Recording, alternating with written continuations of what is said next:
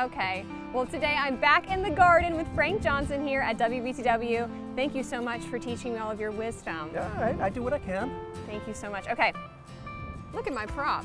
We've got a watering can today. Yes, it's more than a prop, there's water in there. There is, there's actually water in here. So what are some things that people need to know when it comes to watering their garden? Oh, okay, plants need water. Yes, they do. They need sunshine, they need soil, and they need water. It's one of the three things. They also need fertilizer and food, but water is very important, especially on days where we get a lot of sunshine and it hasn't rained in a while.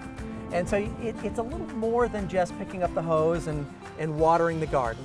That's important as well, but when you're preparing your garden, you have to think ahead as to how you're going to water it. Yeah. And develop a good, healthy soil type. Gardens need to have good drainage, so that when you water it, or if it rains a lot, that water doesn't just stay there. Like, it's nasty. You need it to move on. You need the plants to get their drink, and then the water to move on. And we do container gardening here at News 13. So we've got proper drainage. You can't water containers too much as long as there's drainage. If it's a container that has holes in the bottom, the extra water is just going to go right out. These containers, if I water it too much, the extra water just goes out. Yeah. But if you have a garden in the ground, when you're building the garden, you want to, is it in the proper spot?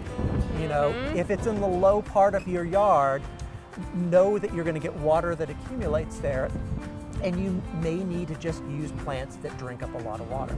But for vegetable gardening, that low spot that accumulates a lot of water is probably not the best spot for a garden. You want an area that's going to drain out nicely, so that when you do water it, the water doesn't just stay. And really, your basic everyday watering, you soak the soil. It's more than just, getting the ground wet. A little drink. Yeah, you want it to soak into the ground a couple of inches. A nice guzzle rather than a sip. Exactly.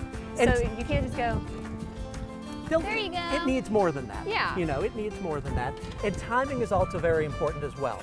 A lot of plants are sensitive. If their leaves get wet and stay wet, they'll develop a lot of mildew or mold or diseases. Yeah. So the best time to water is first thing in the morning.